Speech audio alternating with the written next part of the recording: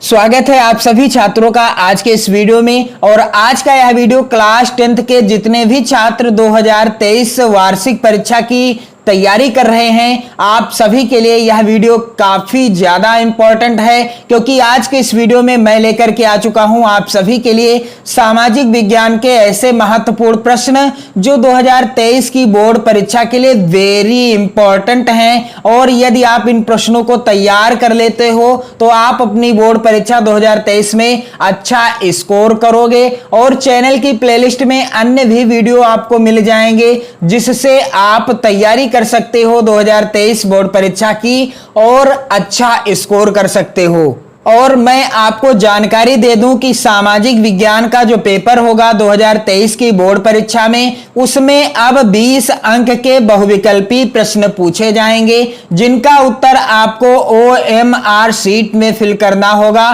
तो यदि आप कमेंट करोगे तो मैं आपको बता दूंगा कि OMR शीट कैसे फिल करना है, सही तरीका क्या है, क्योंकि यदि आप इस शीट को भरने में जरा भी गलती करते हो तो आपकी कॉपी यानी जो OMR शीट है ये चेक नहीं होगी और आपके ये 20 नंबर फिर कट सकते हैं। इसलिए आपको OMR शीट अच्छे से भरना होगा। तो यहां पर पहला प्रश्न क्या है, फ्रांस की क्रांति के 2 कारणों का वर्णन कीजिए। और यह वेरी इंपॉर्टेंट प्रश्न है। तो पहला कारण क्या है, निरंकुश शासन। तो इसके अंतर्गत आपको क्या लिखना होगा कि फ्रांस का लुई 16वां एक अत्याचारी तथा निरंकुश शासक था। जो फ्रांस का लुई 16वां था वह एक अत्याचारी तथा निरंकुश शासक था। उसका जन कल्याण की ओर कोई ध्यान नहीं था और उसका जन कल्याण की ओर यानी प्रजा के हित के लिए वह कोई भी ध्यान नहीं देता था। जनता उसके निरंकुश शासन से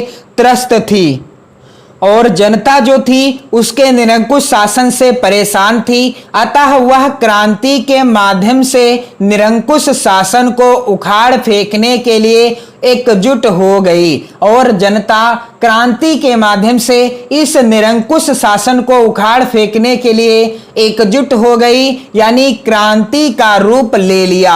और अगला जो कारण था फ्रांस की क्रांति का वह था धन का दुरुपयोग। तो यहां पर आप देख पा रहे हैं कि फ्रांस का राजा विलासी था। फ्रांस का जो राजा था विलासी था, वह भोग विलास के लिए राजकोष के धन का अपव्यय कर रहा था, जिससे जनता पर करों का भार निरंतर बढ़ता जा रहा था। तो ये कुछ प्रमुख कारण थे फ्रांस की क्रांति के। पहला है निरंकुश शासन और दूसरा है धन का दुरुपयोग। और इसके बाद अगला प्रश्न वेरी इंपॉर्टेंट, यहां पर गांधी जी ने अपनी पुस्तक हिंद स्वराज में असहयोग आंदोलन के पक्ष में क्या तर्क दिया था। गांधी जी ने अपनी पुस्तक हिंद स्वराज में असहयोग आंदोलन के पक्ष में क्या तर्क दिया था। तो यहां पर उत्तर क्या हो जाएगा कि गांधी जी ने अपनी पुस्तक हिंद स्वराज में कहा था कि भारत में ब्रिटिश शासन भारतीयों के सहयोग से ही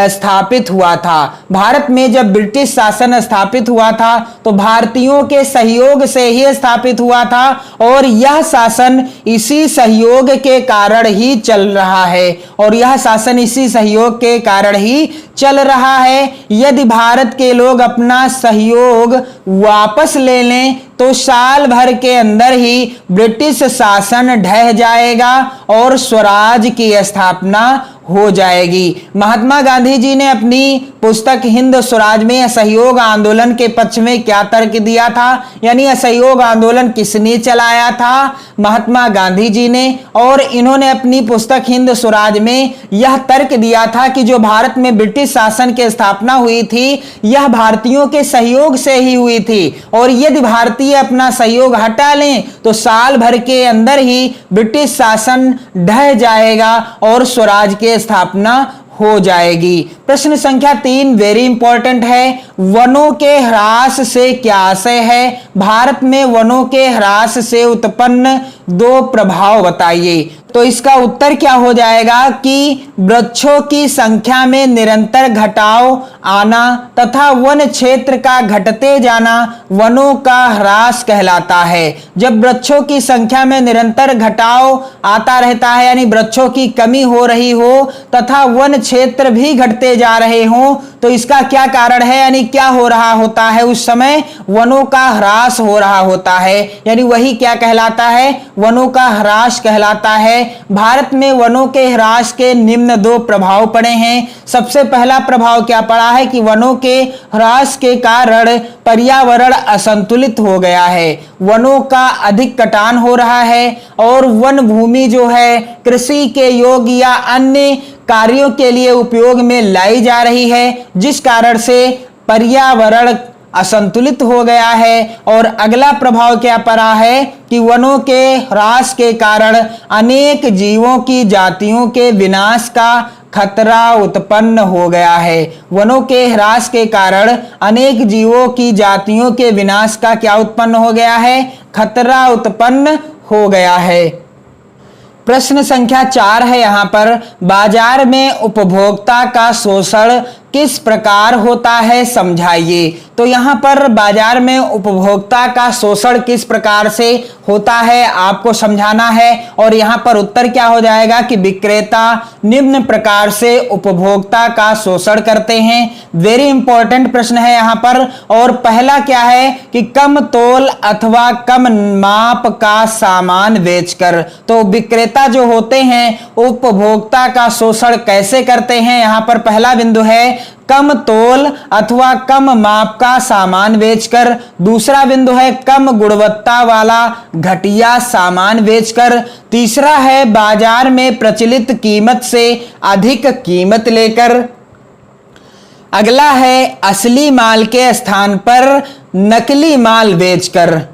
अधिकांश विक्रेता क्या करते हैं कि असली माल के स्थान पर नकली माल बेच देते हैं, जिससे उपभोक्ताओं का शोषण होता रहता है। और अगला बिंदु है अधिक लाभ कमाने के लालच में खाद्य तेल, खाद्य पदार्थों व मसालों आदि में मिलावट करके। और अगला बिंदु है कि वस्तुओं का कृत्रिम अभाव पैदा करके तथा वस्तुओं की जमाखोरी करके उन्हें ऊंचे दामों पर बेचकर। इसके बाद अगला बिंदु क्या है कि उपभोक्ताओं को झूठी व अधूरी जानकारी देकर। कई विक्रेता क्या होते हैं कि अपने उपभोक्ताओं को झूठी और अधूरी जानकारी देते हैं, जिससे उनका शोषण होता रहता है। और अगला बिंदु है विक्रयोपरांत सेवा ना देकर।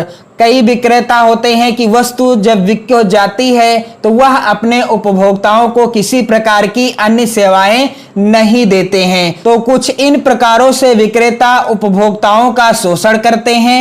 और इसके बाद है अगला प्रश्न जो कि वेरी इंपॉर्टेंट है और यह कई बार बोर्ड परीक्षा में भी आ चुका है। भारतीय संघ में केंद्र एवं राज्यों के बीच संबंधों का वर्णन कीजिए। तो यहां पर उत्तर क्या हो जाएगा कि भारत संघीय व्यवस्था का देश है, अतः यहां संविधान के द्वारा केंद्र तथा राज्यों के मध्य सत्ता और अधिकारों का बंटवारा कर दिया गया है। संघ और राज्यों को बीच सत्ता का बंटवारा संघ सूची, राज्य सूची और समवर्ती सूची के माध्यम से किया गया है। तो इसका उत्तर यही हो जाएगा। और आज के इस वीडियो में मैंने आपको 5 महत्वपूर्ण प्रश्नों को बताया है सामाजिक विज्ञान के, और इन 5 प्रश्नों को आप जरूर नोट कर लीजिएगा और आप चैनल के साथ जुड़कर 2023 बोर्ड परीक्षा की बेहतर तैयारी कर सकते हो। वीडियो को ज्यादा से ज्यादा मित्रों में शेयर कर दो। जय हिंद।